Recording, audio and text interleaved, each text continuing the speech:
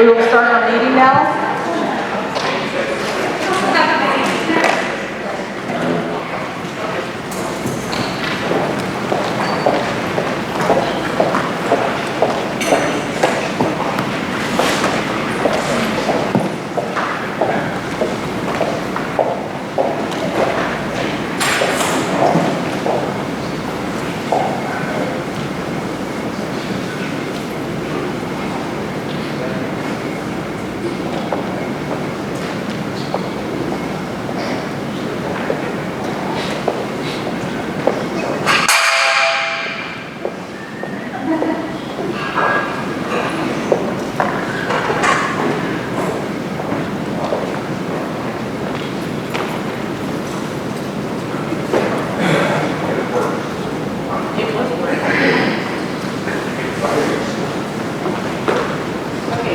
Hands over your heart. Ready? Begin.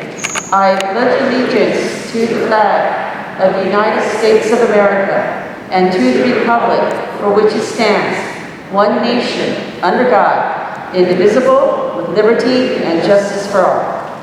Thank you.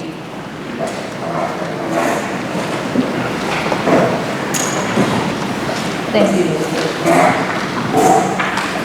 Welcome to our Corona Norco study session, school board study session, August 18th. And our board meetings are now going to be conducted in person, even though we had planned to return to our normal taping of the meeting as we did prior to the COVID-19 pandemic. Our community has expressed to us we would like the meetings to continue to be live streamed so that they can be watched on our CNUSD YouTube channel in real time. We have listened to your interests and therefore we will resume live streaming our meetings beginning at our September 1st board meeting, business meeting. Public comment will only be heard in the boardroom in person. We are currently updating our equipment that will better assist the streaming meetings conducted in the boardroom. Thank you for your patience. Ms. Now, do we have public comments? Good evening, Madam President and Board. We do have several public comments this evening, so in preparation for them. At this point, we invite the public to address the board. Please limit remarks to 3 minutes or less, and comments will be timed. Remind the audience that this is a public session of the board and not a meeting of the public. Although the board will not respond to speakers directly, either during public comment or after the meeting, staff members may contact to follow up with written communication. If there's multiple speakers addressing the same subject, the board president may request that subsequent speakers only add new information. This time limit for a given topic is 20 minutes, regardless of the number of speakers. If a speaker wishes to be heard on more than 3 topics, the speaker will be allowed a total of 10 minutes to address all desired items. Persons who have complaints against employees of the districts are encouraged to seek resolution of those complaints by utilizing the district's written complaint procedures rather than orally addressing them at a meeting. Our first public comment this evening is from Julie Langlois.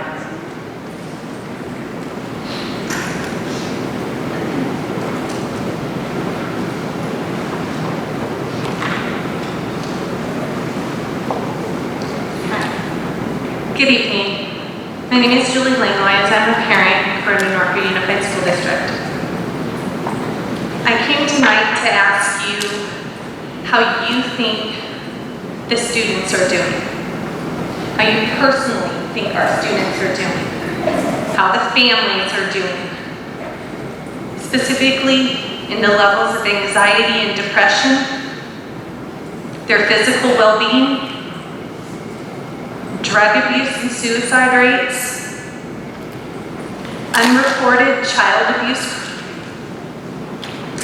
our low-income minority populations, our special needs populations. How do you feel our families and our students are really doing?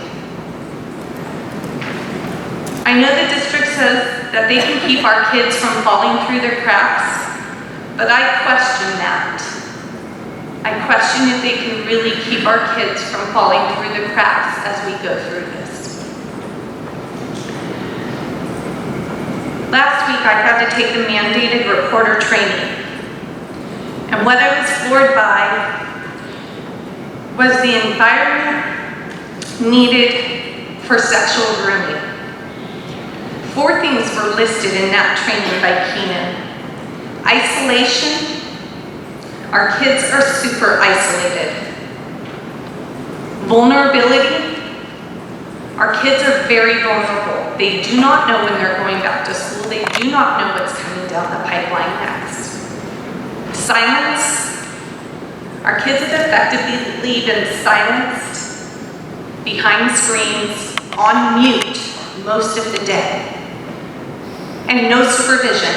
The majority of our kids probably have no supervision. I send my kids to school and I know hopefully there's eyes everywhere, watching for the safety of my children. So my question to you is, what is the district doing to protect our kids from sexual grooming from employees within the district and from outside the district? And who's in charge of that? My last 2 questions more have to do with remote learning a little bit.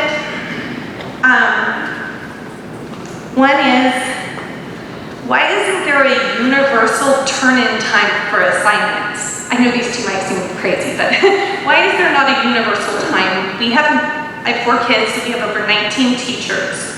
We have turn-in times from 9, 10:30, 11, 2, 2:44, 4 o'clock, 7 o'clock, 11:59, and all those could change tomorrow. So my question is, why isn't there a universal turn-in time for assignments, like 11:59? My last question is, again, just a remote learning question. Is the stress and anxiety of assigning a quiz at 10:10, having it due at 10:44, when the internet can go out at 10:15, and it does, it causes quite a bit of stress and anxiety. So those little things in remote learning, sometimes they have big consequences on the family and the stress these kids are under. So, thank you. Next, we have Serena Smith.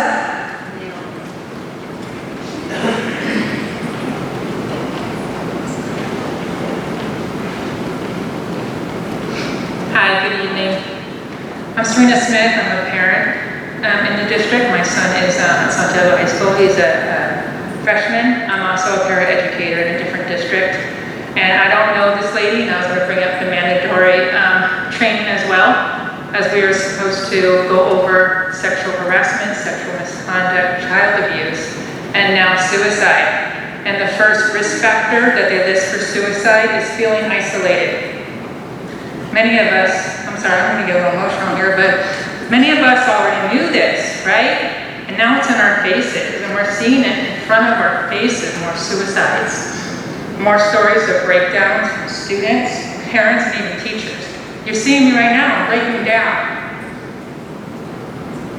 Before the governor pulled out the rug on sports, my son attended one of his lacrosse practices, just one, an hour and a half, and they were even doing social distancing, temperature checks. And after that practice, I could see a whole change. In an hour and a half, his whole demeanor, his whole attitude is totally changed. We need action. We need steps back to normalcy, positive steps for their mental health, for our mental health. It is documented, well documented, that sports and being active is a positive on mental health. We need our kids to be able to be active with their teammates. They need to be able to build strength, build relationship, and build their spirits back. Let's start this by allowing the sport conditioning for our athletic programs. This was outlined by the California Department of Health. And at one of your board meetings, and I apologize, I'm probably going to butcher the name, but June 9th, Dr. Sam Von Restro stated that you guys are waiting for guidance from the county. August 14th, Dr. Judy White, Superintendent of Riverside Office of Education, made it very clear during the Riverside Health Roundtable that implementing these workouts is individually up to the districts. I can email you links if you want links to any of this if necessary. So basically the ball is in your court. What are you going to do? Stop pointing fingers? The kids need you. You need to make decisions for our kids. It's time for action. Thank you. Next, we have Danielle Rowan.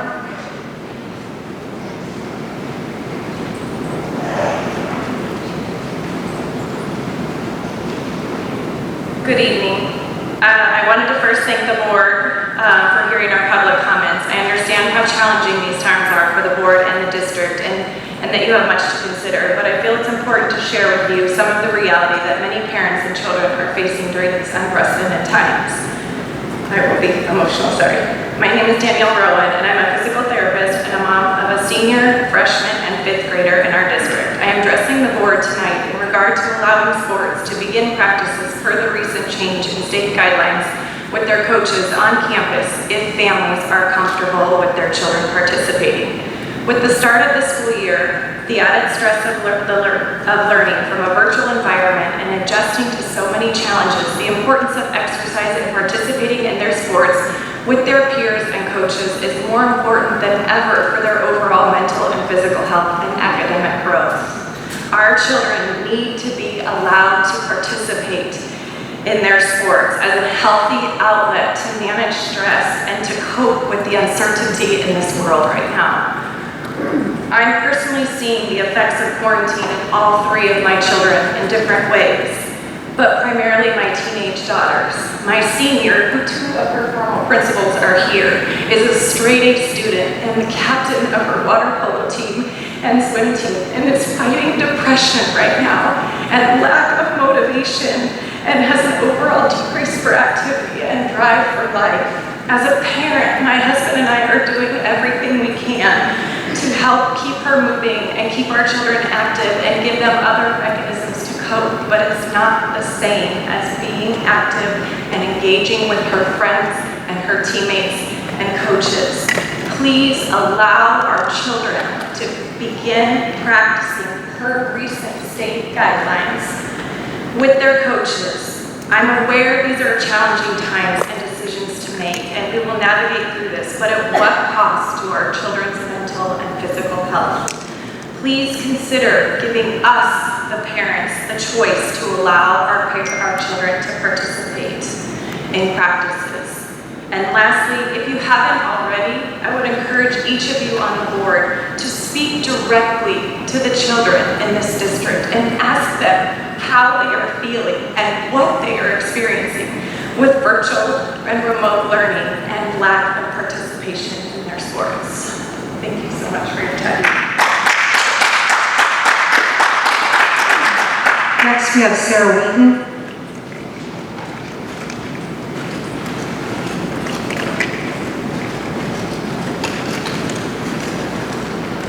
Hi, good evening. Thank you for your time. I'm a special ed teacher in a different district, and I have 3 high school students here at Santiago. I have some great concerns regarding the rigor of the current academic program, as well as my kids' online safety.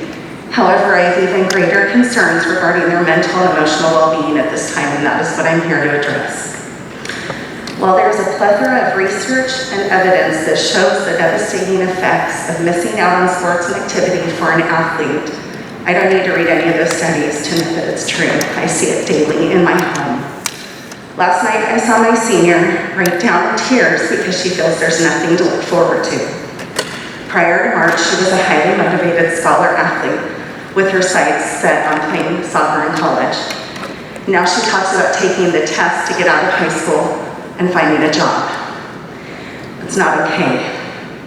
I know high school sports will help re-motivate her and plug her back into school while waiting to return physically to her classes. I see my junior, who is a 2-sport athlete at Santiago, who has now decided she's not really sure if she wants to play at all anymore and why even go to college to sit behind a computer. She's very short-sighted, but I think typical of a 15-year-old. Again, her sports and her coaches help her stay focused on the big picture. My freshman would like to take a gap year or leave public school for one of the many sports academy programs popping up in our community. I never thought I would consider it, but at this time, the routine and activity they could provide is looking like a much better option than what he is currently receiving. I see a bored and lethargic 14-year-old boy who plays 3 sports. As he finishes each Zoom call and Google Meet about 30 minutes after it starts, playing video games on his phone on the couch, waiting for the next one to begin in an endless cycle. We have been asking and pleading on our children's behalf for school sports to resume. Now is the time. Dr. Cameron Kaiser and Dr. Judy White have both stated that it's up to each district to decide when practices can resume on school campuses. The state has also given approval for these activities. Please let our kids get back to what connects them to their school community. This will increase their focus online, boost their engagement, and lift their spirits, not to mention what it will do for their physical health and immunity. It has been stated that schools do not have to be in session in person for sports to resume. I was told by a district administrator that the district has an awesome athletic plan ready to roll out as soon as they get the green light. We now have that green light per the County Public Health Roundtable that took place last week. Take the lead, Karen and Marco. Don't wait for our neighbors. Don't point fingers, shrug shoulders. Make a bold move and let them play. Thank you for your time. Next, we have Katrina Chapin. Hello.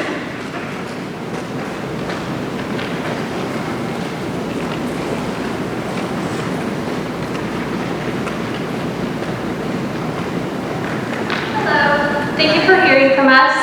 There's not very many parents here, but there's a lot of parents speaking out about their concerns, about, the children's health, their mental well-being, their depression. I was not nearly as organized as them. I don't have anything written down, so I'm just going from the heart. These kids are suffering. Those kids that are in sports, or were in sports about 6 months ago, you guys have the power to allow them to do that again, to have a reason to do their sports, and to do their academics. I don't know about you guys, but me, when I was in high school, I just needed a C, and I was good because I could do my sports. I'm not the only one. There's a million kids out there. They don't have their sports, what do they have to do? Why do their academics? All they're doing is sitting behind a computer, being muted, maybe a half an hour per class. It's not enough. And you guys don't have the power to bring school back on campus. I understand that. You do have the power. Now, it is in your hands to let these kids back to sports. There are guidelines set. They are able to be done. Sport by sport, they are able to be done. It's in your hands. Give these kids a reason to continue. They are desperate for something to do. They are desperate for their friends, for their coaches, for someone else to pour life into them than just their mom and dad. Some of them don't even have that. It's not enough. They need a purpose. There are kids that have worked their whole lives for their junior year to get scouted. They are here in their junior year, in their senior year, praying to get scouted for that opportunity to be bigger and better and have a better future. It's in your hands to allow that to happen. Those kids that have spent 10 years working for their sport, working on their academic, working on their music, it's all for nothing if they can't do it this year. It really is. You guys have the power to allow sports, to allow band, to allow all those activities within guidelines. We understand that. Don't fall behind the whole fear of people being, oh, we can't do sports if we can't do school on campus. That's crap. I'm sorry, but it is. It's understandable to be able to have 100 kids, separated in cohorts. It's allowed to be done. Okay? I pray that you guys see the need for this, okay? My other point, club sports that use campus facilities, they are also able to be worked in cohorts. Those are the kids that are, the ones that are in club sports, those are the ones that need to be scouted. Those are ones that have worked hard. Those are also the ones that are on your high school teams, that are getting to CIF, that are going to state. Those are the ones that need to be allowed. And even the kids that haven't even started a sport yet, they need to have that opportunity. Again, I'm speaking from the heart. You guys have the power now. Please use it. Get those kids back on campus, back in the pool, back on the field, back on the court, whatever it is, they need it. Thank you. Jennifer Lindsay.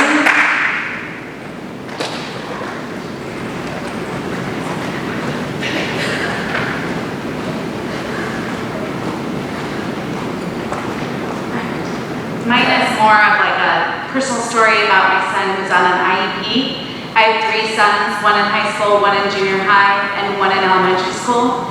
However, my junior high student, I have had to work very hard since kinder to fight for help for him. It wasn't until 4th grade that I was able to get him help, and it wasn't until 5th grade when he was properly diagnosed with dyslexia and dysgraphia. My son writes at a 1st grade level and reads at a mid-3rd grade level, going into 7th grade. I've tried to get remediation help then, only to be offered a reading program aimed at helping with comprehension and fluency. This is not an appropriate remediation program.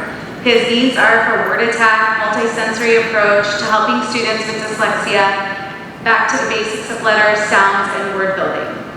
When I asked my district contact what programs are offered, I was told that it was against HIPAA and they cannot tell me that. This same district contact also implied that I didn't know what I was asking for when requesting a Barton type program for my child. They tried to base the services off of iReady instead of the school psych report.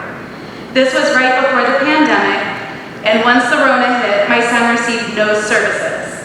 He normally had 2 30-minute resource sessions for math and writing daily. We never received reading services since we couldn't agree on a program. No reading goal for a kid with dyslexia. You need to learn to read before you can learn to write. I need an appropriate reading program for my son. Regardless, he has no services during this distance learning plan has been in place. I messaged his resource teacher multiple times and she never contacted me back regarding a time to work on goals. Finally, I did get my transitional meeting for junior high after I wrote my district contacts, who did not respond to my email personally but got me the meeting. During that meeting, I was again offered a program that's not appropriate, and if we were to do distance learning, we would not receive services. Yes, I do know what I'm asking for, and I'm learning more and more every day. I am in contact with an advocate, Valerie Abrahamian, and I know I'm an equal member on this team. I know we deserve compensation education for the missed resource hours. You cannot ignore and deny IDEA. You are held accountable for these services. We are now in week 2, and I have yet to hear from the school regarding my son. He still hasn't been contacted by a resource teacher. I haven't heard anything about the plan for IEPs or goals, and I fear the nightmare of spring will repeat itself.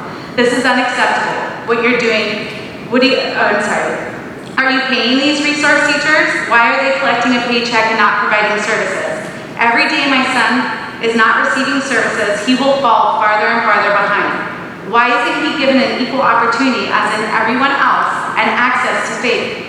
This district is in federal violation by not providing 4 hours of education daily, accommodations, and remediations. IDEA was not waived. You still have that obligation. I will not let this moment give the excuse to reduce my child's services or not hold an IEP meeting. It would be great if this district could take the energy they used to fight us and turn the energy into help us like the good old days. Lawsuits should not drive your action. You're here for the kids, right? Ryan Thomas.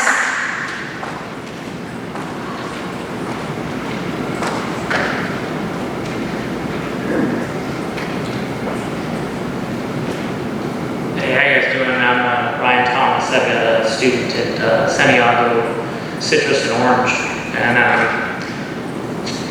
I know you guys have an enviable position right now. I thank you for your service. This whole thing is, the concern here has been about safety. But it's not, in my opinion, the student's safety. It's all been about the teacher's safety.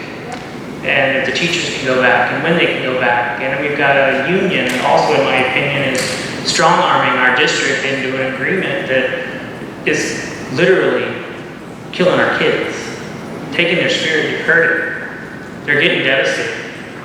And then we've got a union that it's like the tail's wagging the dog.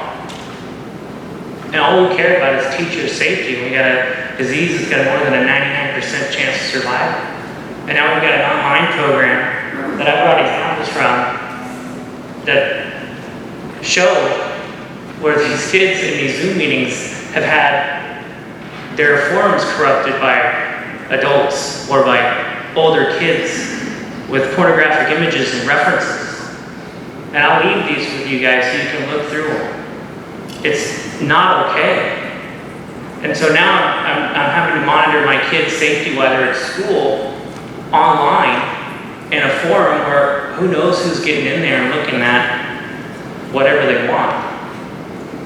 We need to figure out a way to, if this is going to continue, to do some sort of a security measure so that this doesn't happen in our district anymore. I don't know what legal ramifications there are because I'm not an attorney, but I'm sure that there's a lot of parents that would be here next week if their kids were looking at some of the things described and stuff. We need to protect our children better. We need to do a better job. We need to, like they said, get them out, let them play sports. Psychologically, mine are devastating. Devastating. I don't know what else to say other than we're failing. We're not doing what we need to do for our kids. We've got to stand up to whoever it is that's making these rules. Because if my kid sees this, we'll pull. And I imagine I'm not alone. And I don't want to do it. Kids are loving their friends and their families at school once they get back to them. But they're all going through hell. You guys, when you get a minute, look through this. And we've got to do something because when this happens, what are we doing to protect our kids once anybody does come in? Is it being reported? Are the authorities involved? Are they being prosecuted? What action is being taken? Because for me, it looks like everything's just being blown off. Oh, kids will be kids and that sort of thing. But this is a very serious thing. If a kid showed up to school with some of this stuff, I would figure it would be expulsion. But nothing is being done about this to protect our kids from this danger, and it's very, very rare. Thanks. Onward.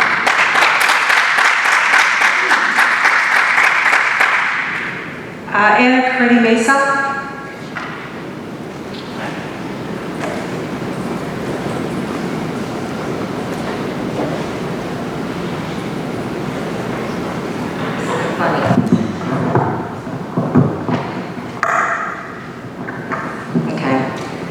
Out of concern over the handling of bond money, I began attending these school board meetings regularly more than a year ago.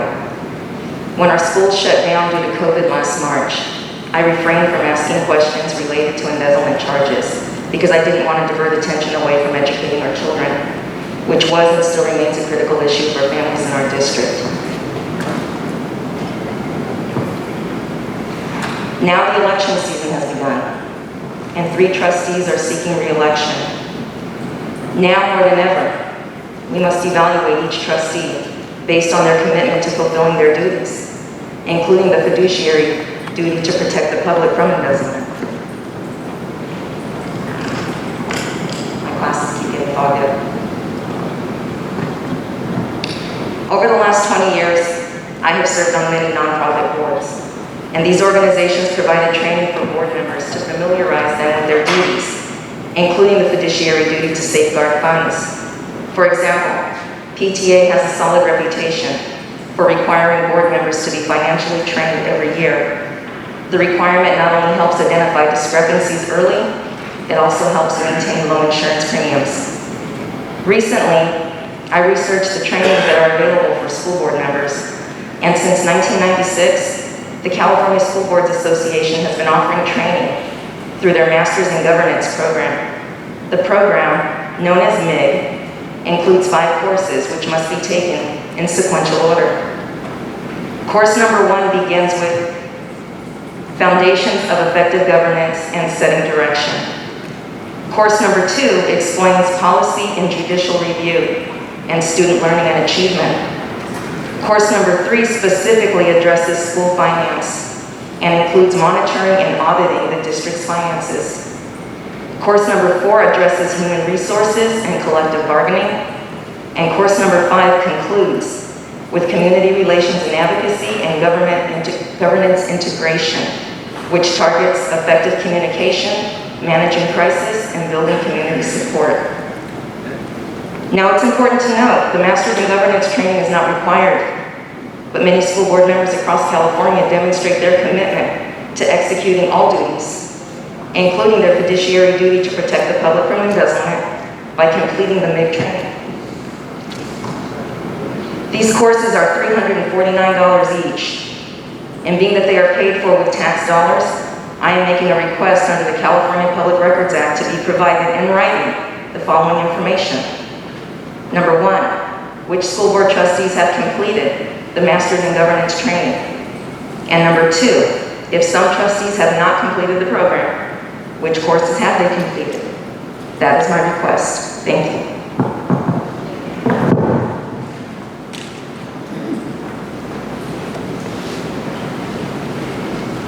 On behalf of the Board of Education, thank you for your comments. Although the board will not respond to your concerns at this time, please be assured that all comments are taken seriously. As stated previously, a staff member will contact you or follow up with written communication. Thank you.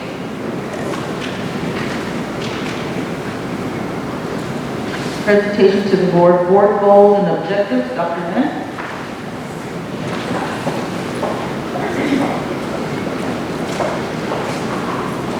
Thank you, Madam President.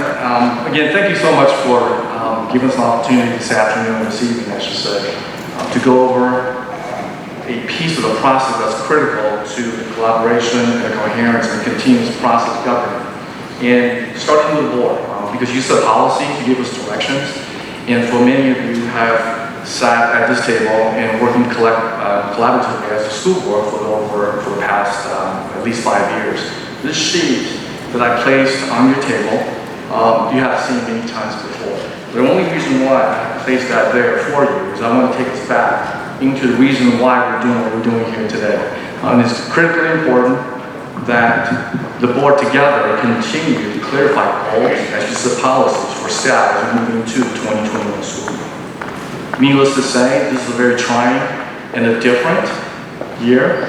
Typically, we'll go through the superintendent evaluation, usually towards the end of the year, and one of the best things that comes out of that, that's functional and necessary for the staff, is a set of goals that we focus on for the upcoming school year.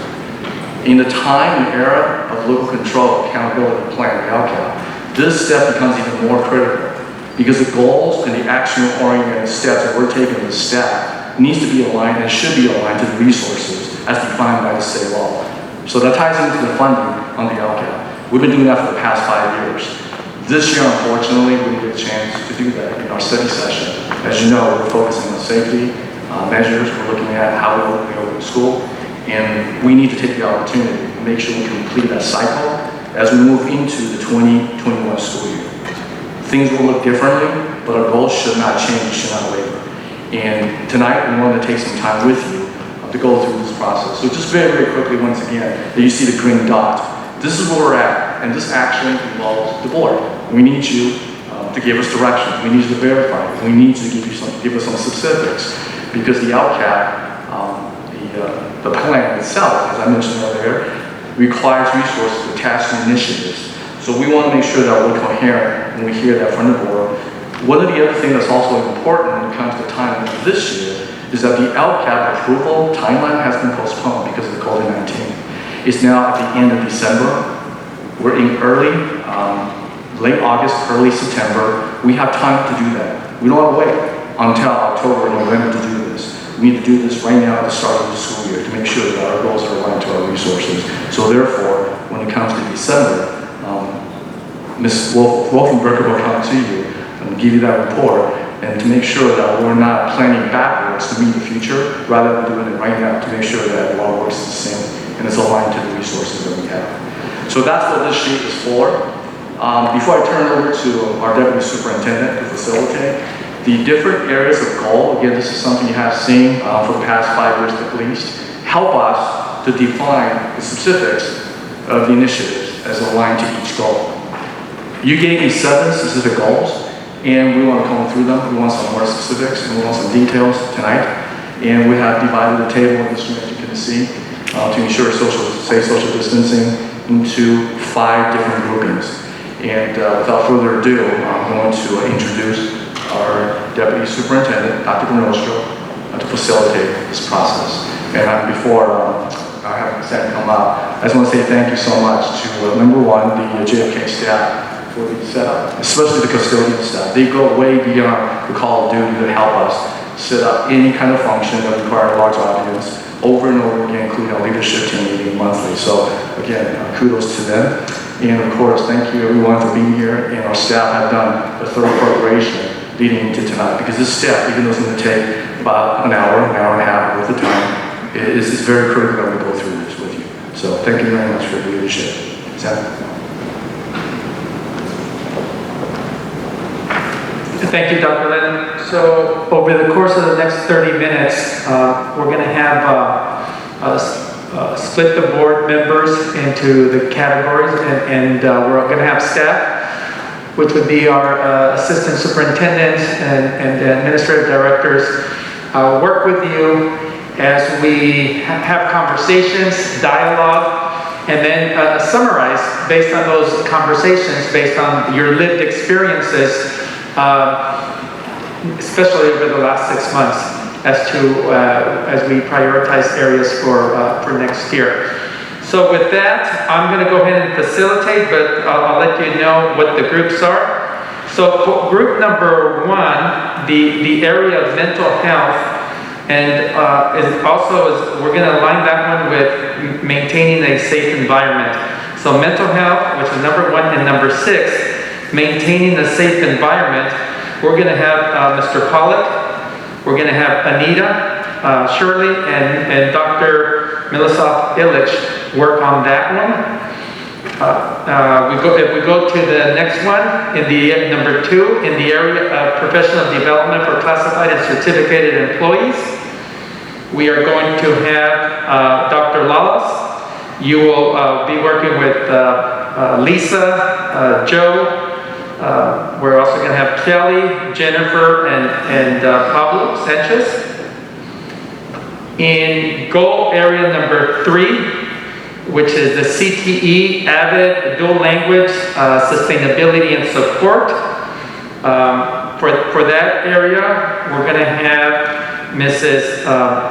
Let's see here, check. For that area, we're going to have Mrs. Marroquin. You will be working with Laura, Gina, Carlos, Sarah, and Trisha. And that again is number 3. We also have number 4 and 5 go together, increase communication internally and externally, and also update board policies. For that one, we have our Madam President, Mrs. Ibarra. You're going to be working with Dr. Lin, Judy, Evita, and Glenn. And then for goal number 7, forward thinking beyond COVID-19, fiscally and educationally. For that, we have Mr. Z. Mr. Z, you're going to have Ellen, Delia, Barbara, and Charlotte will be working with you. Again, for those of you who have 2 areas, I suggest you probably spend about 15 minutes per area. And the others, you'll engage in dialogue, and then we'll have a summary, and we'll have one person for each group report out when we get back together in about 30 minutes.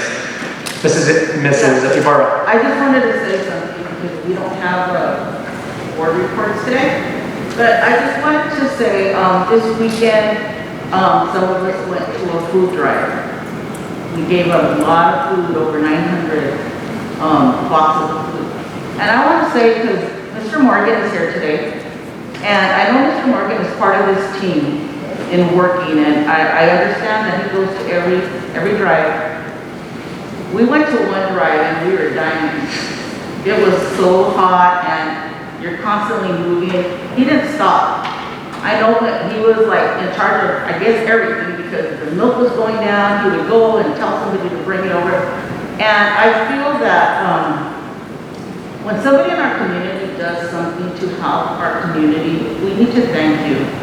It's not just the students from our school district, there's parents, other people that came. But thank you for doing that, Joe.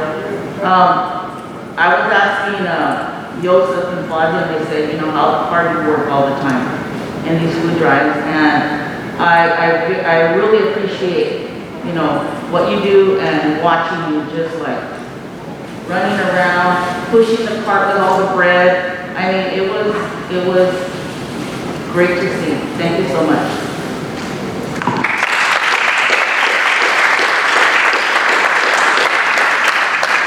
Okay, I think our staff is already in their station, so board members, if you can join them, thank you.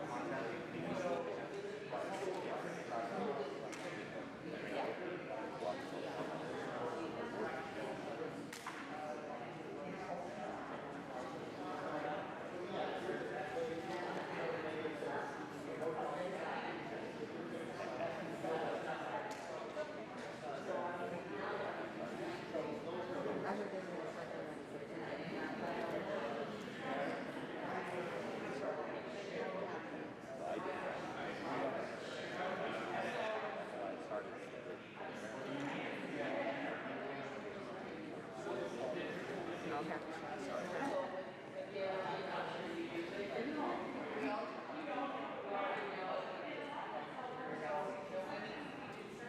a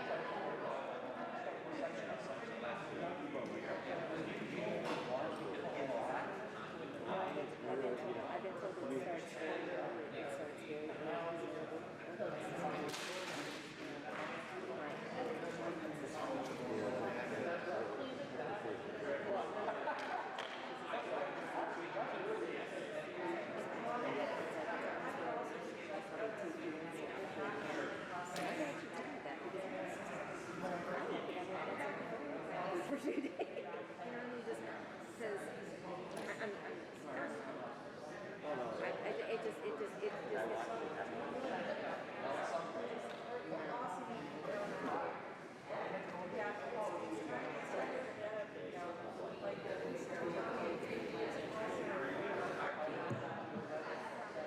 Okay, we're looking at wrapping things up in the next minute and then a 5-minute restroom break. Thank you.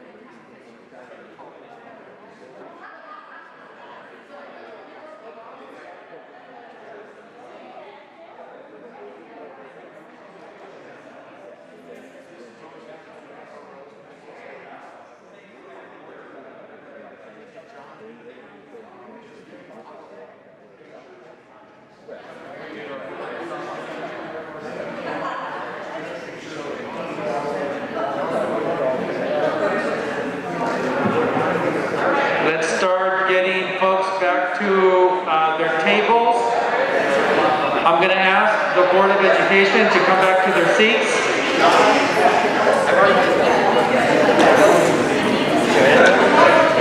And I'm going to see who is the first volunteer. What group wants to go first?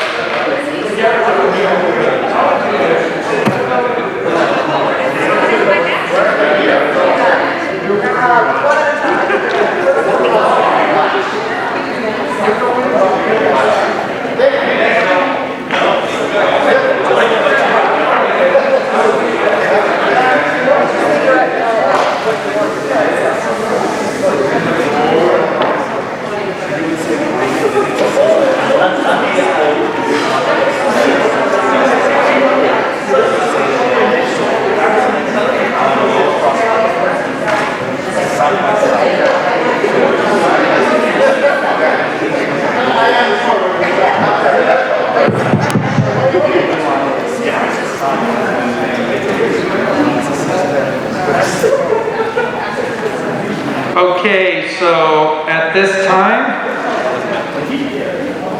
if everyone can please have a seat. And we do have some volunteers, which is group number 3, our CTE Avid Dual Language Group. They're going to share their takeaways, and then followed by Mike, who's going to do the first group, the first group and the safety ones, number 6. All right, I don't quite know where to show the poster, so here it is for the room, and we'll read them all off. There you go. So, all right.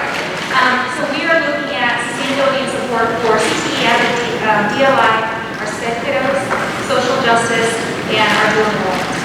So, one of the pieces that we've got started and we need to continue is building modeling as a study across all of the programs, making sure that there's components in them that meet the needs of all.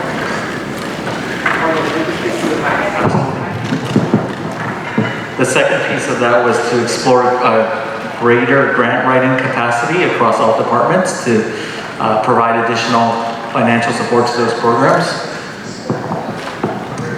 We have bridging the digital divide, developing digital resources specifically targeted for our special programs. We discussed the importance of having a systemic plan for learning loss mitigation for all students.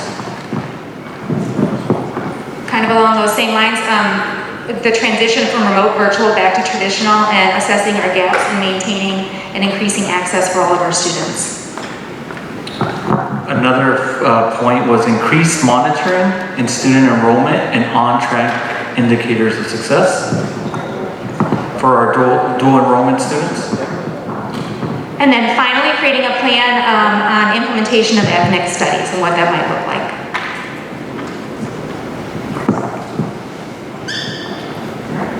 Thank you.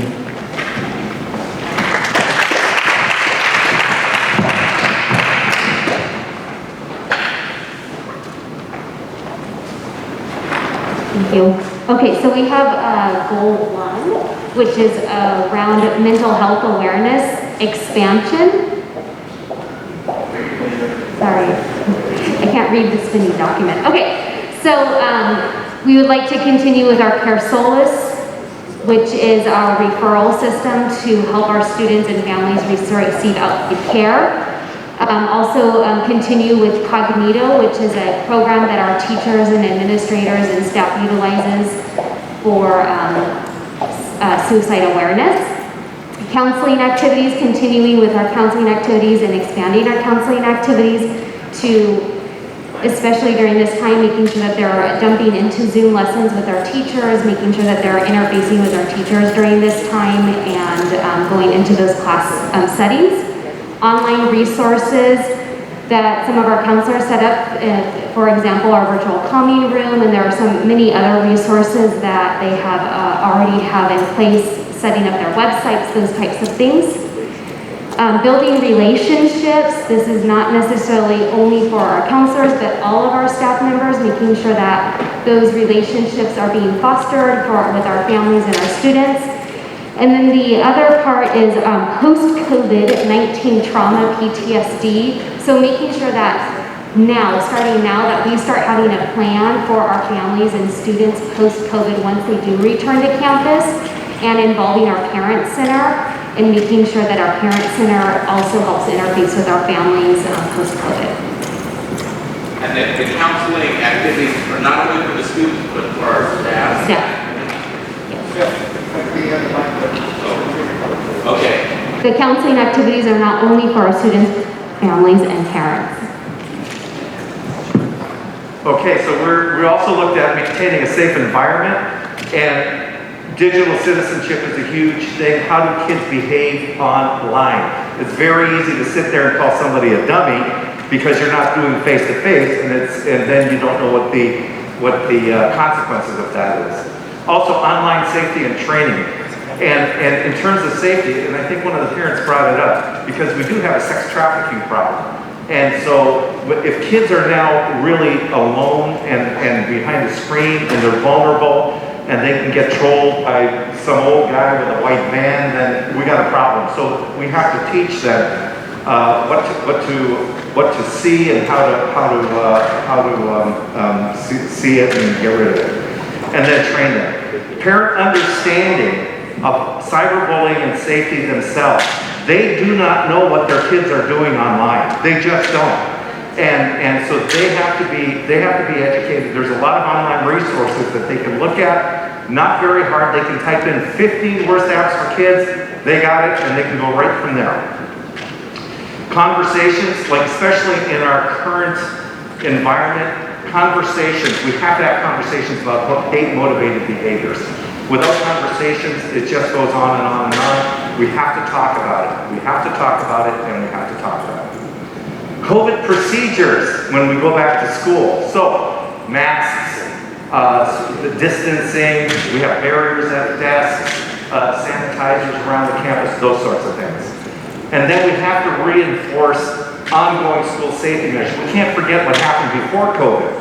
So we have to, see something, say something. You can't just start ignoring all that stuff that happened before. So that's another thing that we should be aware of. So the parent understanding of cyberbullying and safety and the trafficking and all that. Do we have anything in our parent center where parents, because not everybody's going to get online to look up all these things. Is there something at the parent center where parents, if they need information, could just go to the parent center and get it? You know what? That's a really good point you just brought up. I'm not sure, but it's easy to do. It's easy to get resources that they can access there and just look at it. You can get it in English and Spanish. There's good things that can be off the online resources. We can download stuff and have it available at your. Plus, we have counselors there, right, at the parent center? Oh, okay. Yeah. Well, I was just thinking if a parent needed some help. I even think that the parent center has been very good with some of these Zoom meetings and everything. And I think now that we're into school, everything was prior to school and what's happening. I think if we do a Zoom meeting, maybe with a couple of experts on, so that they do understand it and they can see some of that, I think that would be very, very helpful. Yeah. And Anita, one of the things that I brought up, I don't know, probably hit upon it in ours, but you guys as counselors have done so much work reaching out to students, and I know we're going to start those students that we're not catching in attendance, because we are doing attendance. We're going to start reaching out to them and making sure that everything's okay. Maybe it's just they don't have a device or anything. Because some of our speakers, they brought up really valid points. We're all in here, we're all mandated reporters. There's things that are probably happening behind some of the closed doors that if we can just do some checking on Yeah, so, and appreciate all you and your team are doing along those lines already. Thank you. Thank you.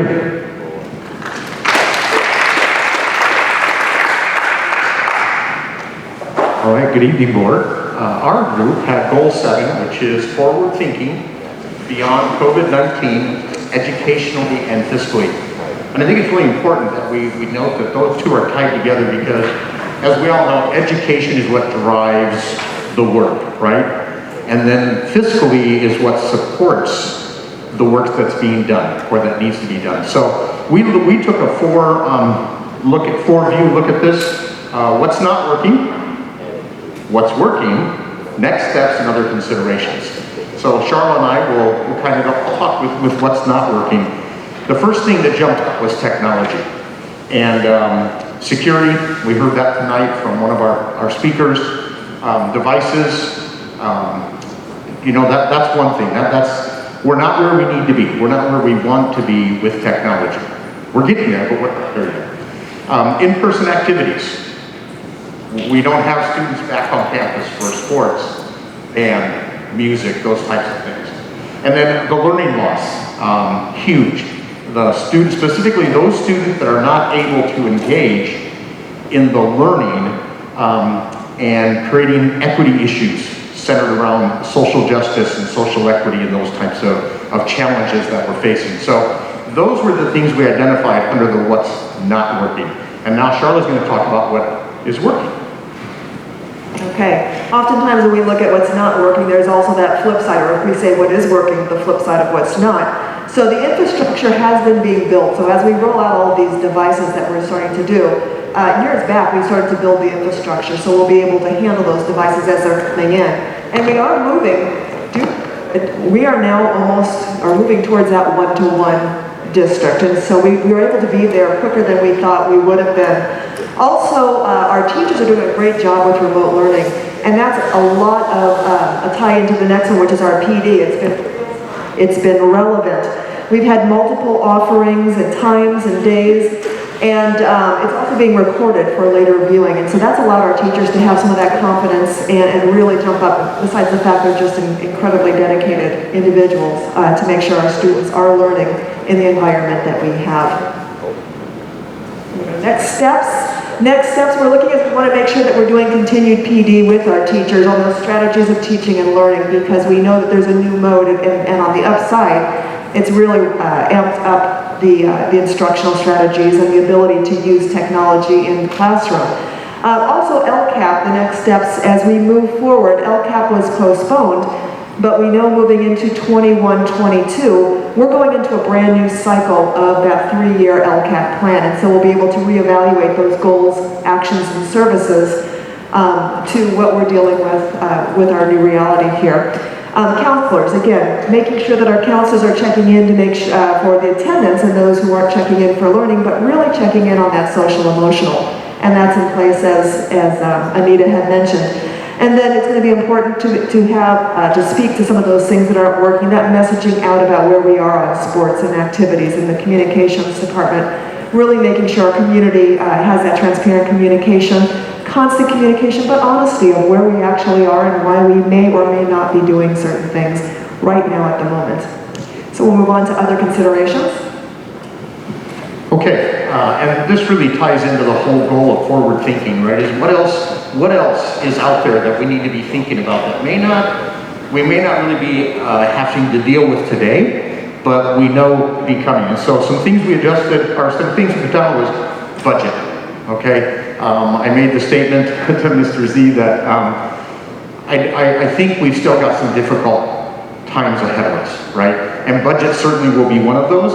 So having a budget committee, a formalized budget committee, it's something Dahlia and I have talked about for at least the last year and a half, involving all of our different stakeholders, and having a committee that really looks at the budget and what are some areas that we need to maybe pull back on, what are some areas we need to push out on. So really having those conversations.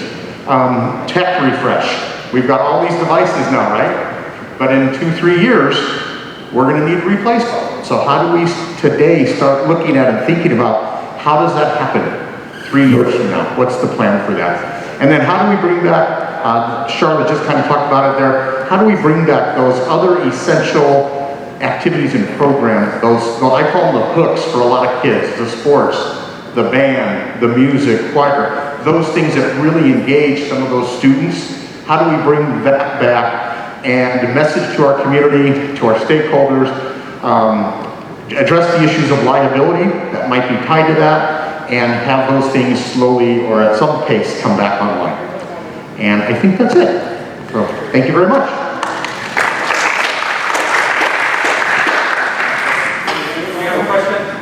Question? Yes. I think, you know, I mentioned your issue of social justice.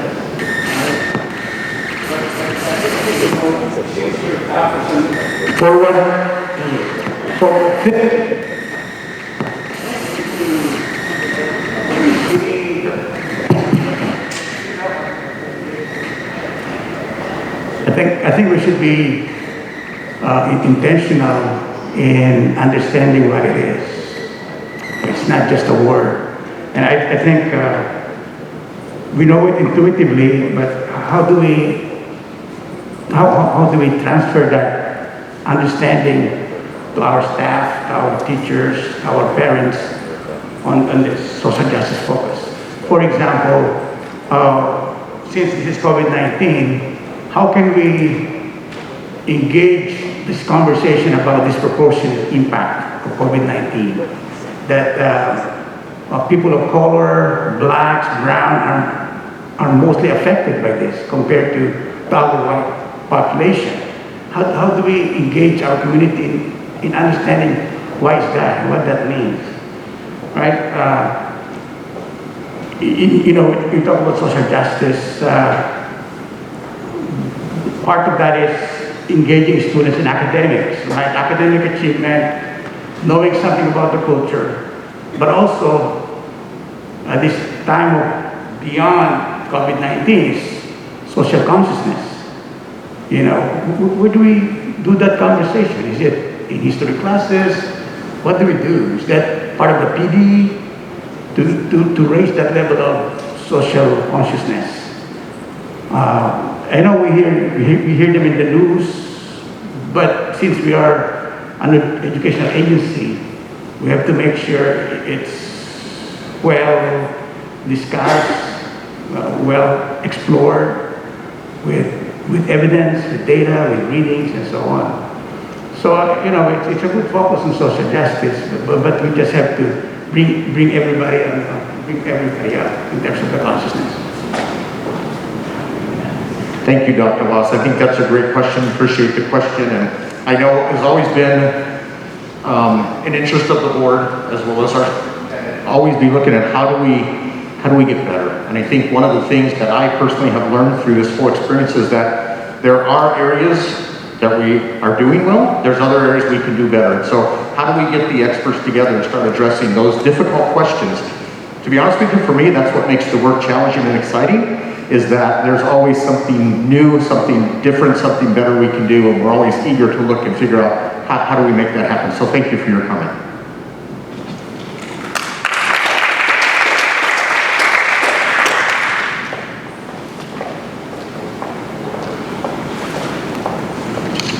All right, we took a look at goal 4 and 5. The first one in goal 4 is increase communication internally and externally.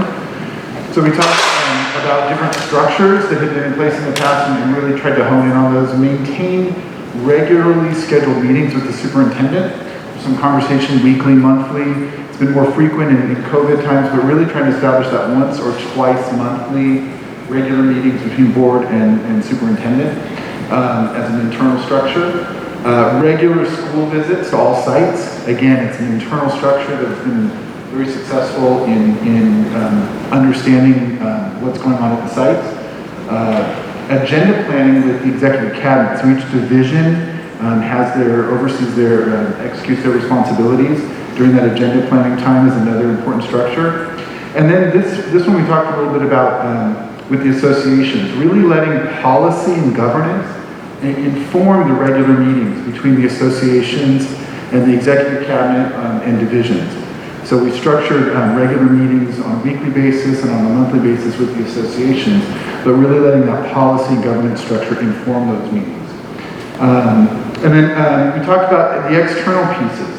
So quarterly message from the superintendent to the community in a video format is something that I think is, was a structure we talked about that could be very effective.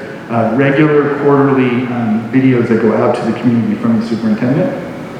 Again, live streaming the board meetings, as we heard addressed today. That structure is been found to be profound in the community and to maintain it as a way of enhancing that communication, but also internal follow-up with the divisions after board meetings. So when things are decided and as we go through those agenda items, making sure that there's follow-up internally with each of the divisions. And then it's you know, small down here because I ran out of room, but it was a really important concept. This idea of being really vulnerable in the communications with the challenges. These are challenging times. It's said over and over again. The structures have been turned on their head, and really being vulnerable with that and honest and transparent about that. And then something that could be done to effectively address direct communication with the community is sharing press releases directly with both the staff and the community, as opposed to sending them off to press outlets. Really sharing them directly with the community. All right. So the last area was area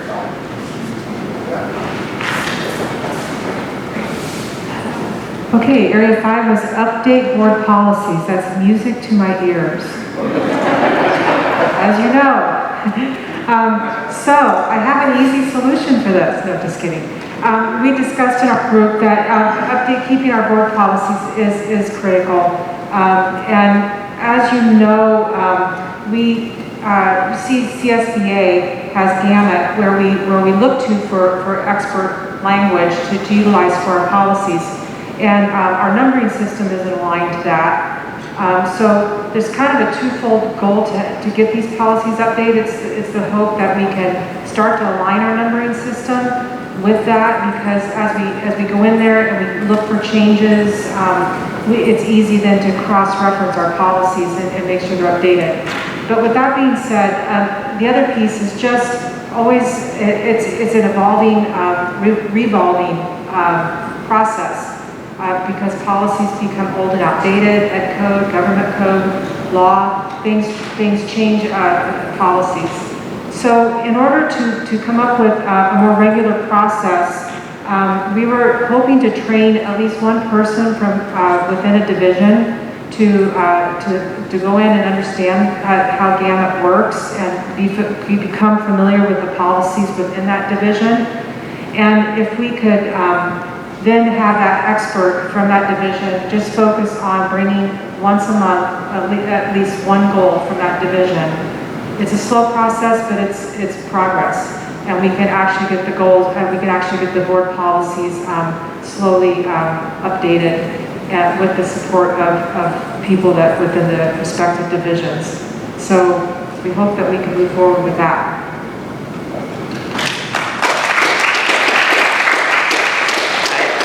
I just had a real quick comment going back to bullet point 4, the communication. I just think that right now, and I like the presentation, but I think we need to really focus in looking at the communication externally to the community. And I think it's okay to say we don't know or we don't have an answer for that. We understand your frustration. I think it's okay. I just think it's so important to have that communication instead of, that silence sometimes. And so I just hope that that's a focus. I know sometimes, maybe quarterly communications or whatever we decided, but when times are different or difficult, sometimes it could be, bi-weekly or something like that. I just think it's important to push that, and it's okay to say we don't know. If you look at our nation doesn't know. We're all in the same boat, and it's okay to acknowledge that.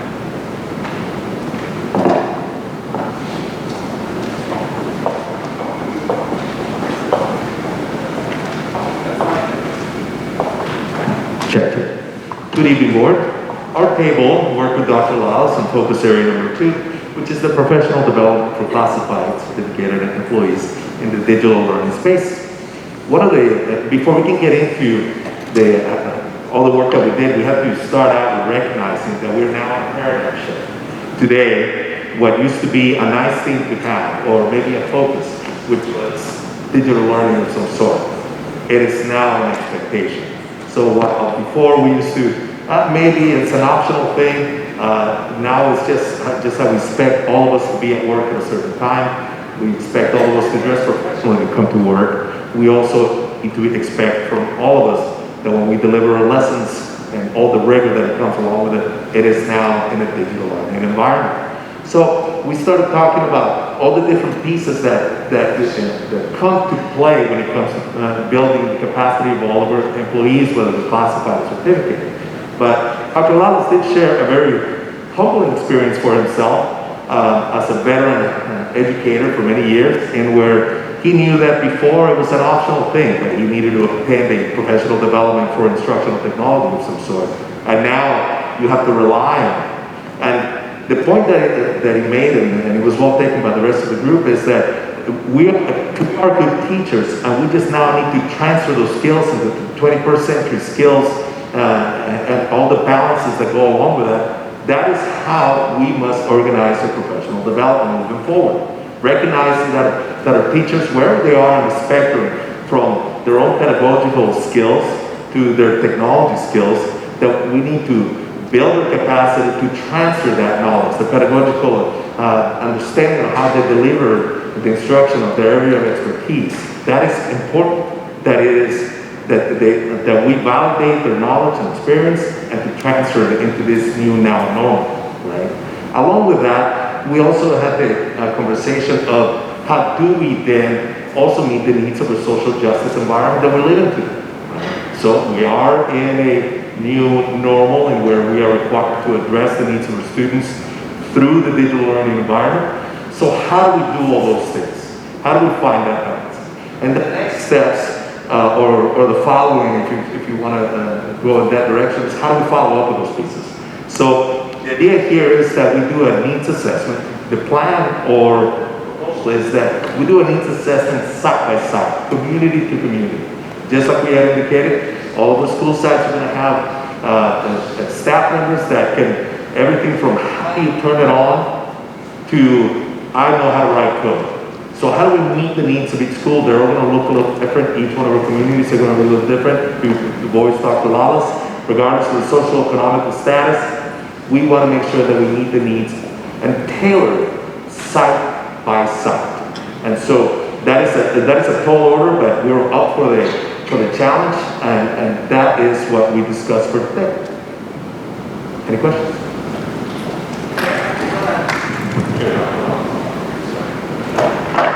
I just want to add that in our group, we talked about the balance between the content and technology. It used to be, and I shared my own experience of, being a teacher for a long time, that content is important.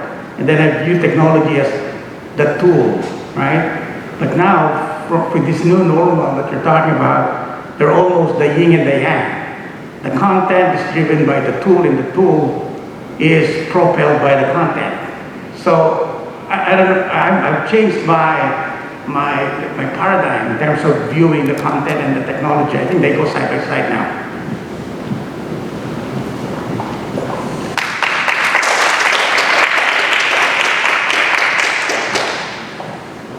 Okay, so thank you, extended cabinet, executive cabinet, and board for participating in that goal setting. So what we're going to do here before I leave, there's certain themes that came out. Some of them came. We heard from our public speakers some concerns. Some of those concerns came out again with the different table groups. Obviously, we're going to listen to those and take those back. We're going to take all the information that everyone put together. We're going to take it back to executive cabinet.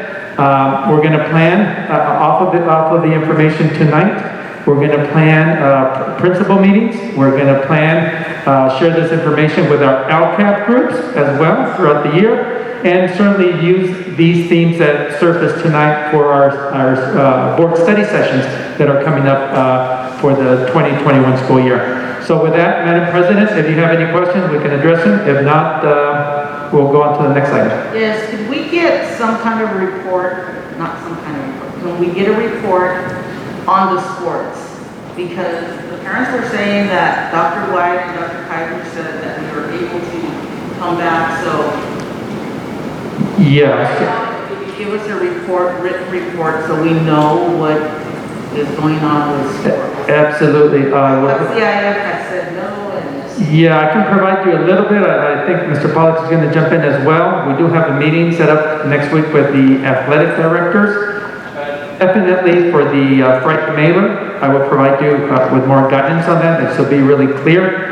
Mr. Pollack, you had a comment? Well, just the new guidelines that came out, and they were, the parents were discussing the roundtable that Dr. Kaiser and Dr. White had. I don't know if anybody else was involved here, but CDE is coming out with some newer guidelines, and CIF kind of was pointing the fingers and letting things go. But there are the new guidelines, and I really would like to see.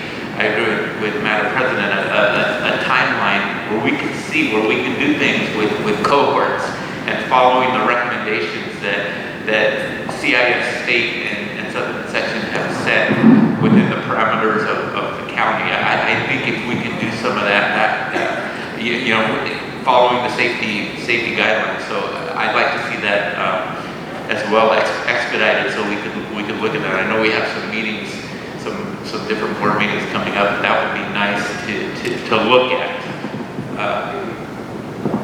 Absolutely. We do have a meeting tomorrow with the county, so we will get a little bit more clarification. I can tell you that, again, we have the meeting with the athletic directors. We, as you guys know, do have a plan that will be ready to go as soon as we're ready. We're not quite ready yet. Plus, last week, when we been speaking to the athletic directors and the administrative teams, they wanted to make sure, as you guys all know, there's a lot of troubleshooting taking place last week and this week.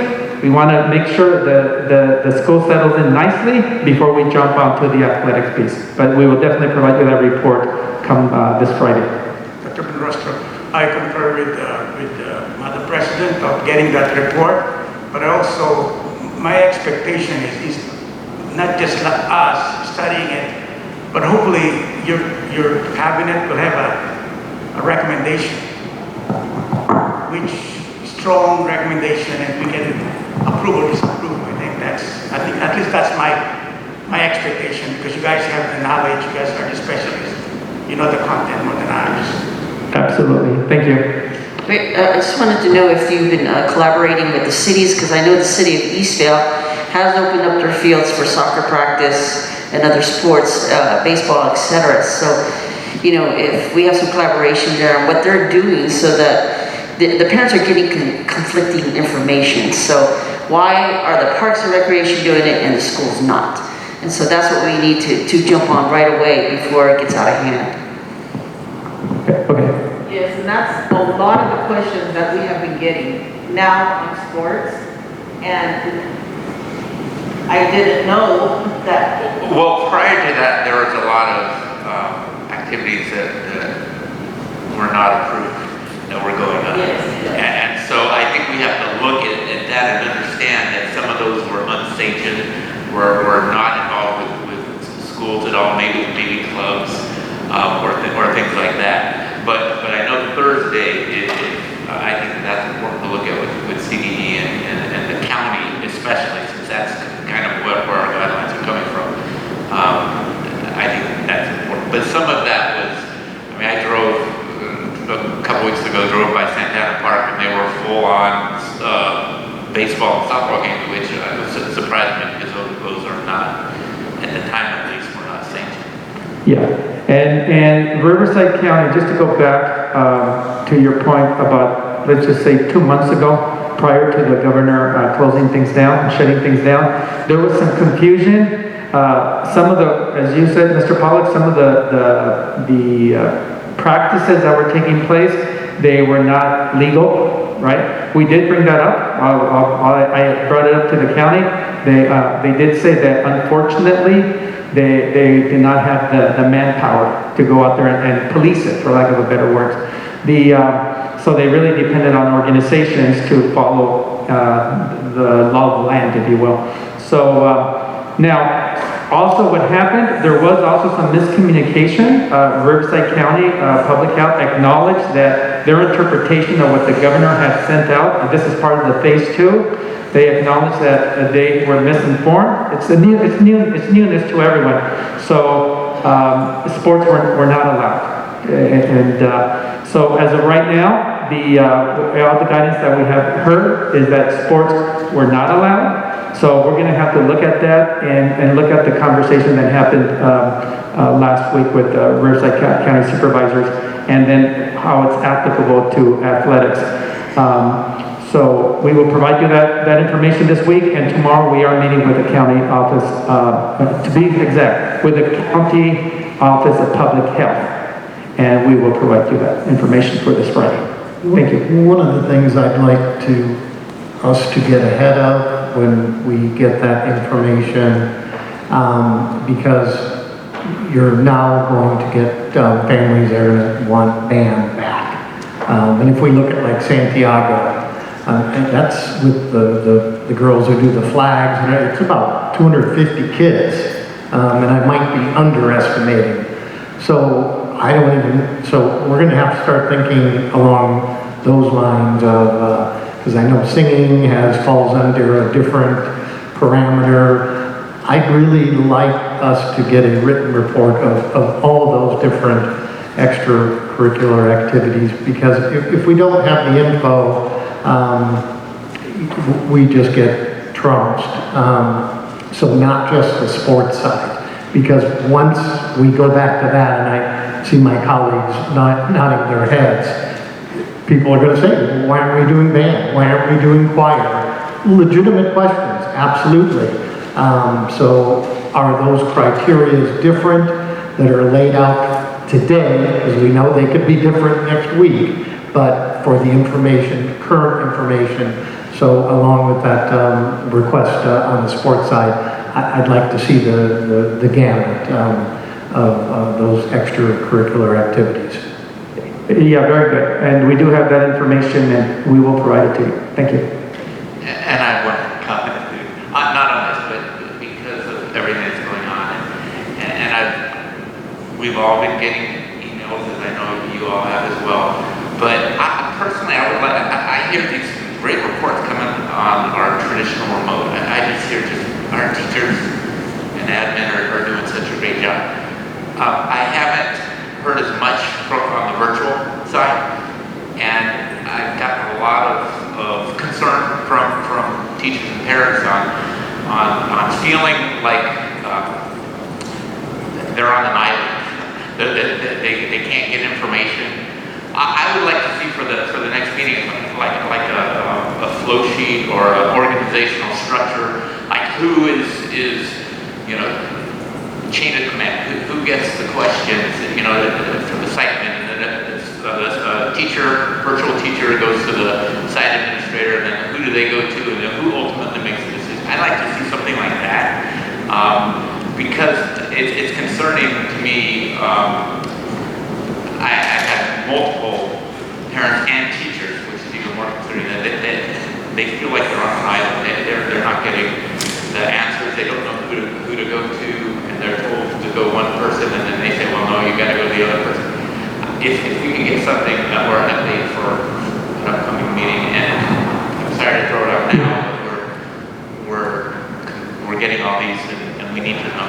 Yeah, I can tell you that our Ed Services has been all over that. I think there's an abundance of information, maybe too much information for the system right now, but I know that maybe even this Friday you'll have it for the board meeting. Yeah, you'll have that information. Yeah, that's good for the board mail out, because the emails are, we're getting like 60, 70 a day, and I'm sending them all to Lisa. Lisa, take care of it. I don't know what to answer to them. Yeah, thank you. And I can tell you that every morning, and I'm going to give kudos to Dr. Simon and the entire Ed Services team, but I know that HR shows up, and instructional support, and IT, and business, and all the divisions, communications. We show up and we have a roundtable meeting, a morning briefing, and we collect all that information that we're hearing from our parents, and what we're also getting via email, and also from the sites. So again, I want to give kudos to Dr. Simon for your leadership there. Thank you. So thank you for that, because that was one of the points that we brought out in our sustainability and support, that we want to make sure that we're following along of what the kids are learning in virtual and remote, so that when they come back to traditional, there will be little learning loss, and that's what's very important there. So if we see this and we follow it, then we should be able to see where we need to go at that point. So thank you very much. Thank you. Well, I mentioned this last meeting. When we create programs or when we create any type of new set of paradigm, we always have the evaluation piece. Maybe it's too early to evaluate what we're doing right now in curriculum instruction, but from what we're hearing, we're getting all this qualitative data about the pros and cons of the program that we have. I think it would be more organized, because we create this program and we must have the evaluation piece that should go along with it. Either a mid-year evaluation of what we're doing right now, or after 1 year. And you know, I have the philosophy that what is made can be unmade. And we can, and we believe in that way. We open the space for more discussion and thinking about it, and reimagining. There are alternatives that we can do. So I think it begs the need for that evaluation to happen. Not quickly, it's only a month. We don't have that data there. But maybe, you guys have to plan. Yeah, the conversations have started on the assessment of the programs that we have. But as you said, not ready yet. It's still week 2, and we're still settling in. Like every year, the first 2 weeks, as you know, we're balancing classes, we're moving teachers, make sure students are placed in the appropriate classes, getting the materials. So that continues last week and this week. And as far as program, we're definitely going to go there. Thank you. I'm going to interject one more time, I'm sorry.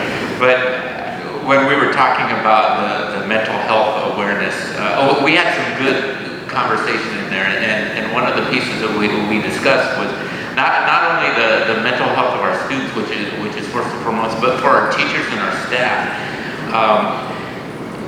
And so it's so important, and I know Anita is working on that, and her counselors are doing great, but it's so important that we look at the mental health of everybody, because we're all going through this, and it's a struggle. And that we have great para-educators who can do some things as well in this, and so I want to be able to use all the resources. We talked about having custodial staff come into the Zooms because of the relationships that some of our students have with them. So we just have to take this opportunity during this time to really focus on the mental health, because like we talked about afterwards, we're going to have this whole other issue when this is all over that's going to come out, that's post-COVID, we call it post-COVID PTSD, but what we can do now and utilize our staff, we have to take advantage of it and do it, because this is what we have now. We have the virtual and the remote, and this is what we have, so we have to attack it, and so I just, again, I want to see that happen, and I trust what the counselors are doing now, but I want to get everybody, educators, everybody involved, because really this is a team approach. Well said, Mr. Pollock. I can tell you that everyone here echoes that sentiment. We're excited about the work, as crazy as it may sound. And we just had a principals meeting before we came over here, and our principals have been out there and are ready to go, and they're doing a phenomenal job. Especially, you said something that was very important, which is taking care of our staff. And I can tell you that sitting in meetings last week of principals welcoming back teachers, and they're out there, they're taking care of them. But we need to continue to do a lot more of that, and it totally is that takes a village approach. Thank you. Okay, so thank you very much, board, for participating. I think it was very productive for all of us, and we have lots of information that we're going to gather, and we'll piece it together and then report back to you. So thank you. Thank you. Okay, we will move on now to the consent item. Are there any questions, comments, highlights on the consent items?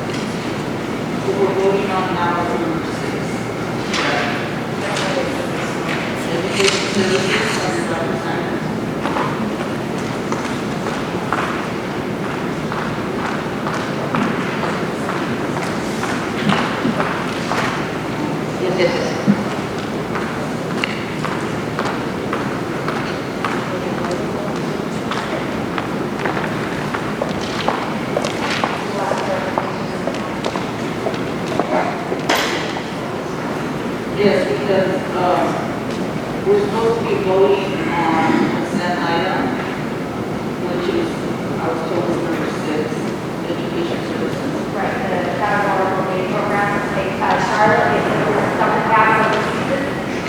Will provide Well, I guess the consolidated application is submitted twice a year. This spring submission is to approve and accept categorical funding for our Title I, Title II, Title III, and Title IV funding. And so we ask that the board approve our application for that funding. It then is used for the year. We report again on where we're at on the expenditures in January. Yes. How has it changed since COVID? How has the funding changed? Is it increased, or is it still the same? The funding has actually remained the same. What they've allowed us to do is have some flexibility. The flexibility has to do with carryover that would normally be done. 18-19 carryover that should have been spent is extended through next year, and so we're able to carry over more than that 15%, which is what we're usually only allowed to carry over. It's also provided some flexibility in funding with our Title IV, where typically we're only allowed to spend 15% on hardware and software. We're able to extend what we spend out of that Title IV grant for technology infrastructure. So there's been a little bit more flexibility. Our allotments have not gone down. In fact, when we actually get the final numbers, they're anticipated to be the same, maybe a little bit more for the 2021 school year.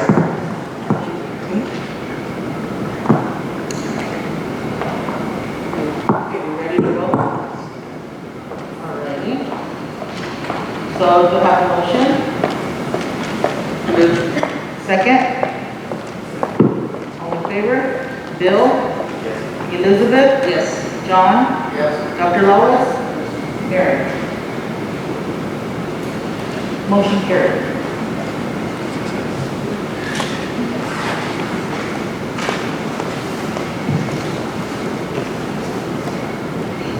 Chief? Okay, before you this evening for action discussion item is the governance handbook. As you recall, we consulted with a consultant from California School Boards Association for you to meet. The first meeting took place on October 22nd of last year.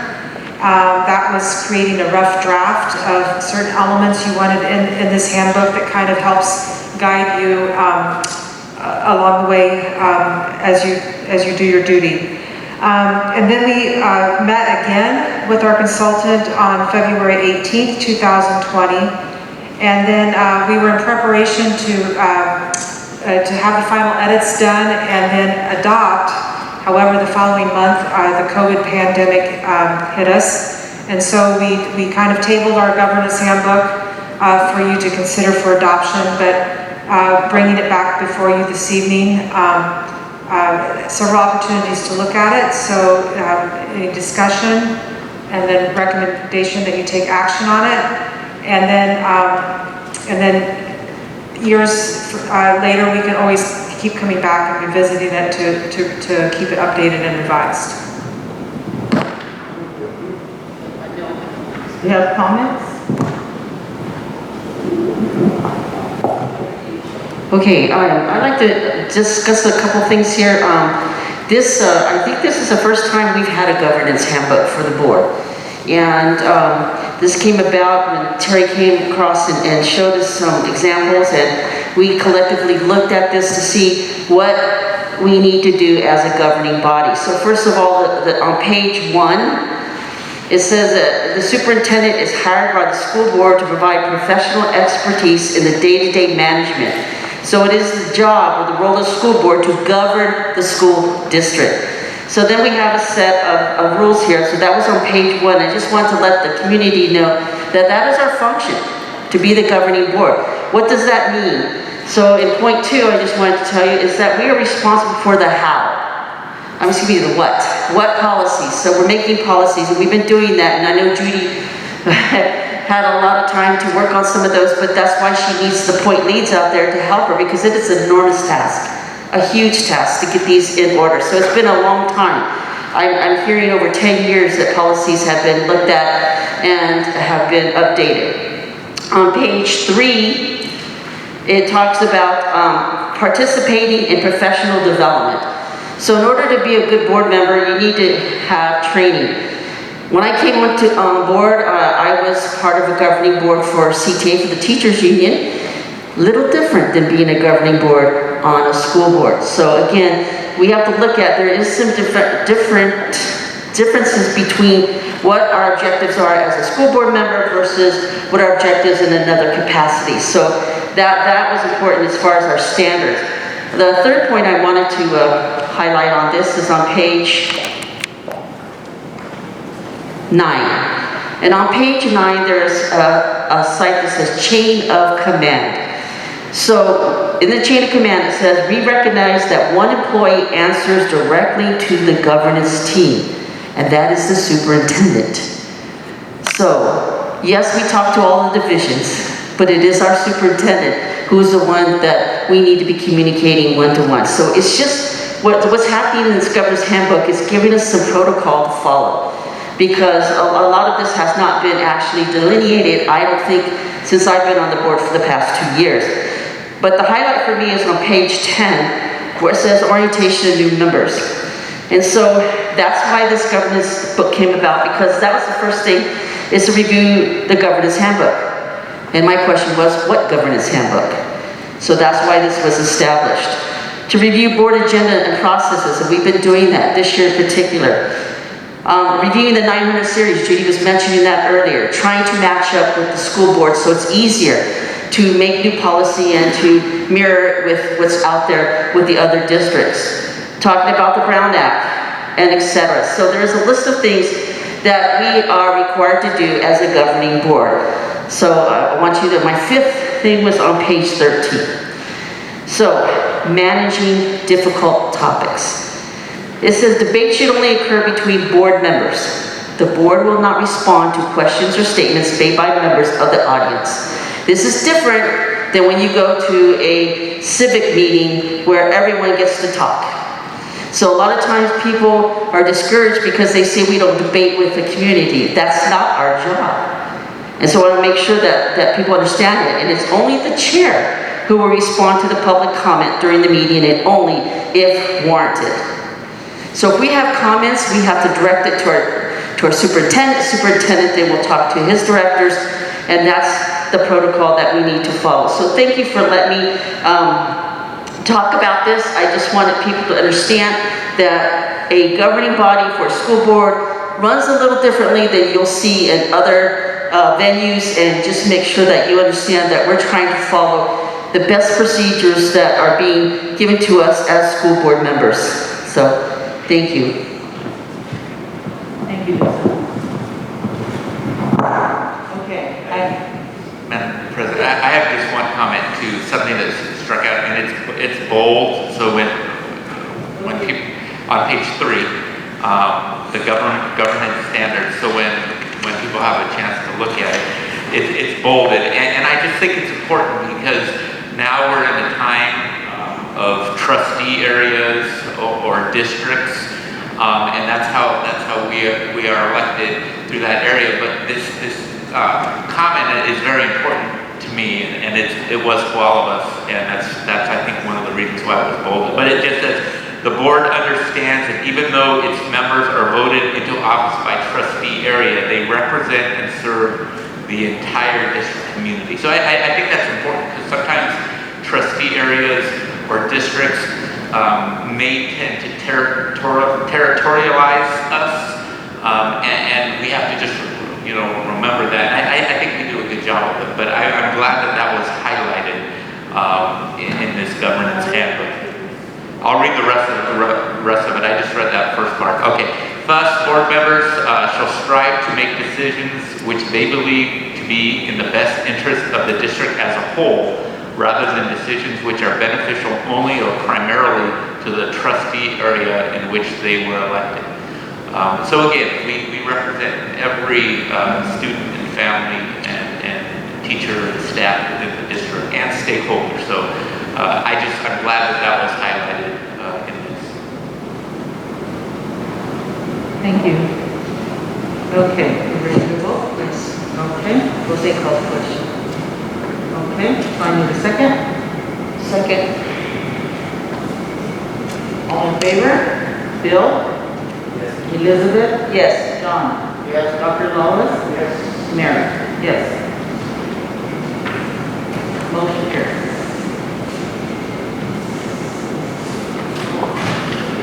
Business.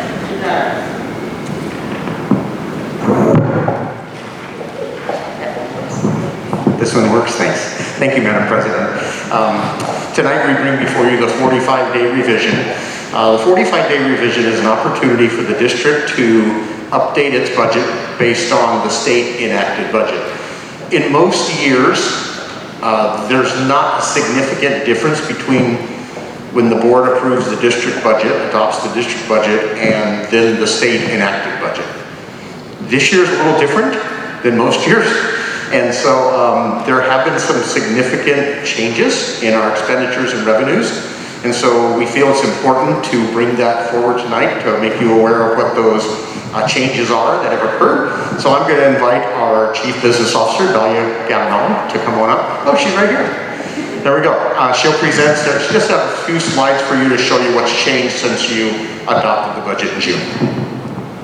Thank you. Good evening. So as Alan said, it's a legal requirement, so that's per ed code, and then our county office recommends that we do file a 45-day budget adjustment, so that's what we're doing. Now, we have not closed out our 1920 school year yet, so it's still an estimate where we're ending our school year with our fund balance, so we're still kind of using the estimated actuals of where we think we're landing for 1920, and then we project from there our 2021. So those are just the major changes highlighted here in the PowerPoint. So basically when we came to you in June for the budget adoption, it included that about 7.92% budget cut to LCFF. So now with the new budget adoption, the state, when they adopted the budget, there's no cut to the LCFF. So that's why it's saying 0% COLA. We're not getting the 2.31 statutory COLA, but we're also not getting the cut, the deficit factor. The second part, which was a big adjustment, was the CARES Act funds.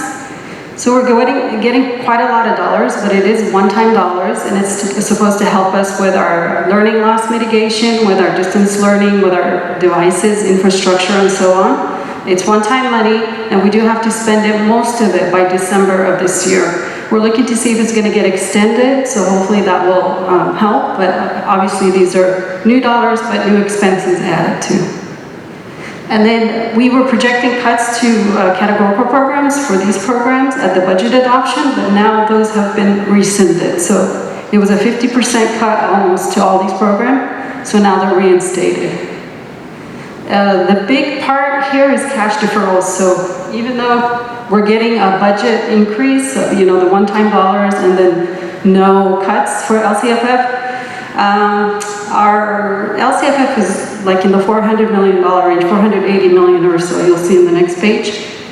I would say about 35 to 40% of it is going to be deferred into next year. So that's going to create a cash problem. So even though it shows on the books, see how it went from 444 to 483 now that we're doing the revision, but we're probably going to be the state is deferring about 150 million or 180 million of that. So each school district works with the county office to look at the cash balances, and then we look and see about doing a trans, which is like a loan basically to help us with the cash situation. So eventually we'll get the dollars, but it goes into next year. And then you'll see the federal income went up 30 million and the state revenue went up 6.7, and those are the one-time dollars, the CARES funding. This here is the expenditure piece. So you'll see all the expenses on the side also went up because when we adopted the budget in June, we made a lot of cuts. So we assumed hiring freeze, spending freeze, and so on. So now we have to spend those dollars on distance learning, so those are factored in as expenses. And then this is our multi-year projection. So we were filing positive last time as well. We were building in a lot of reductions like I mentioned. So now we're able to build in that new revenue. And then with those added expenses, it still increases our fund balance a little bit. So we are still filing positive by the third year. As Alan mentioned, and as we talked about in the board goals, I mean, there's still going to be a continuing challenge because a lot of this budget is budgeting flat. We don't really know. There's a lot of unknowns for the future. So as we know more, we'll be building in more expenses, and we're hoping that we'll be able to make, you know, other reductions. So we will end, let's see, the ending balance off to the bottom, kind of like toward the middle of the page to the right, says 40.2 million on the third year out. So that would be, the recommendation is a positive filing. So it's a pretty short presentation. If you have any questions, we'll also come back. We'll do the unaudited actual September 15th. It'll come to the board. So that'll be for 1920. And then we'll come back for first interim in December. For the CARES Act, obviously Congress is looking to extend and put out more. But can that be encumbered, or does it have to be totally spent out? So as it stands right now, the majority of those dollars have to be spent by December 30, which means we don't have to necessarily pay the invoice, but there at least has to be a purchase order and the items have to be received, or payroll has to have already been paid. But for example, if we've received the items, but we just haven't paid the bill till January, February, that's okay. Oh, okay. All right. But we have to, so our challenge is we ordered technology. We're waiting for the devices to come in. If they don't come in before December 30, then we wouldn't be able to use the funding. So that's why they understand that at the state level, they're looking to see what they can do to delay the deadline, but because it's federal dollars, it's not really all up to them, but they're working on it at the state level. You know, they almost have to, because yeah, that's every district in the United States. It doesn't matter what state it is, that we're all dealing with the exact same scenario. So I would certainly hope that they would exactly extend that out. So. Yes, and then coupled with the cash flow situation too, you know, right. There's only so much you can spend in a given time. Exactly. Thank you. I know this morning that Sam mentioned to the PTA council that because of the closure of private schools and charter schools around here, that we've actually increased in student population, opposed to some other districts that are losing population, so increased by over 1,000 students. Will this impact this budget? Because do we have to hire more teachers, correct? Yeah, so we're still balancing out our ADA or our enrollment, because as the students are coming in and we're looking to see who has showed up and who's still here. If we end up with an increase, in 2021, unfortunately, the way it works is we wouldn't get additional revenue, but when we have the students, we would incur additional expenses. So meaning hiring additional teachers or whatever it may be to make sure all the classes are balanced. but we would not be getting the revenue for those new students because it's a hold harmless year. So any district that declines doesn't lose, but the districts that go up, they also don't get the additional revenue. Yes, thank you. They're using the figure from February, right? Yeah, the February of 19 to 20, right before the closure. Okay. Yeah. Thank you. Anything else? Thank you. All right, thank you.